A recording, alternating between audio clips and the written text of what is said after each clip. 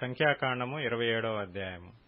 అప్పుడు యోసేపు కుమారుడైన మనష్షే వంశస్థులలో సెలోపెహాదు కుమార్తెలు వచ్చిరి.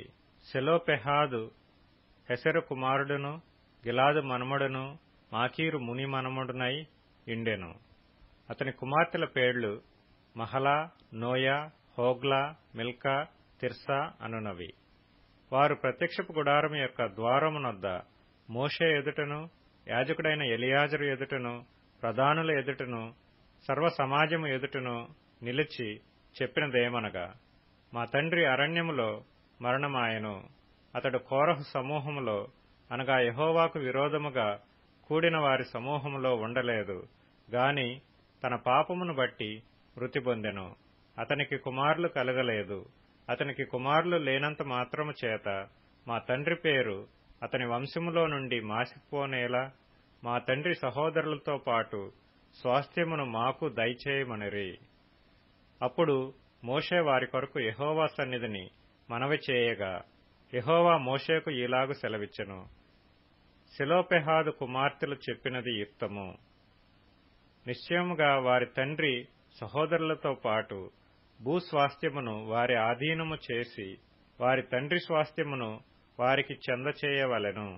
మరియు నీవు ఇశ్రాయేలీలతో ఇట్లు చెప్పవలెను, ఒకడు కుమారుడు లేక మృతి పొందిన ఎడల మీరు వాని భూస్వాస్థ్యమును వాని కుమార్తెలకు చెందచేయవలెను.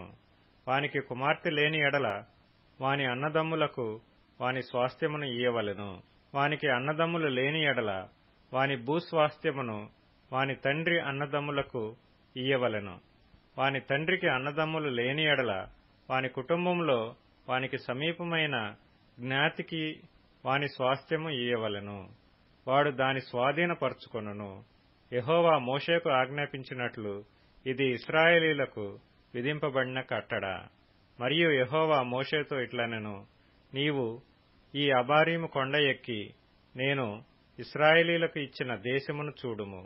నీవు దాని చూచిన తరువాత నీ సహోదరుడైన అహరోను చేర్చబడినట్లు నీవును నీ స్వజనులలో చేర్చబడుదువు. ఏలైనగా సీను అరణ్యములో సమాజము వాదించినప్పుడు ఆ నీళ్ల యొద్ద వారి కన్నుల ఎదుట నన్ను పరిశుద్ధపరచక నా మీద తిరగబడిరి. ఆ నీళ్లు సీను అరణ్యమందలి కాదేశులోనున్న మెరీబా నీళ్లే. అప్పుడు మోషే యెహోవాతో ఇట్లనెను, యెహోవా సమస్త మానవుల ఆత్మలకు దేవా, యెహోవా సమాజము కాపరిలేని గొర్రెల వలె ఉండకుండునట్లు ఈ సమాజము మీద ఒకని నియమించుము. అతడు వారి ఎదుట వచ్చుచూ పోవచూ నుండి వారికి నాయకుడిగా ఉండుటకు సమర్థుడై ఉండవలెను. అందుకు యెహోవా మోషేతో ఇట్లనెను, నూను కుమారుడైన యెహోషువ ఆత్మను పొందినవాడు. నీవు అతని తీసుకొని అతని మీద నీ చెయ్యి ఉంచి యాజకుడగు ఎలియాజరు ఎదుటను సర్వ సమాజము ఎదుటను అతన్ని నిలువబెట్టి వారి కన్నుల ఎదుట అతనికి ఆజ్ఞ ఇమ్ము.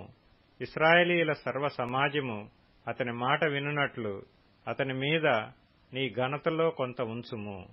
యాజకుడైన ఎలియాజరు ఎదుట అతడు నిలువగా అతడు యెహోవా సన్నిధిని ఊరీము తీర్పు వలన అతని కొరకు విచారింపవలెను. అతడును అతనితో కూడా ఇశ్రాయేలీయులందరూ అనగా సర్వ సమాజము అతని మాట చొప్పున తమ సమస్త కార్యములను జరుపుచుండవలెను. యెహోవా మోషేకు ఆజ్ఞాపించినట్లు అతడు చేసెను.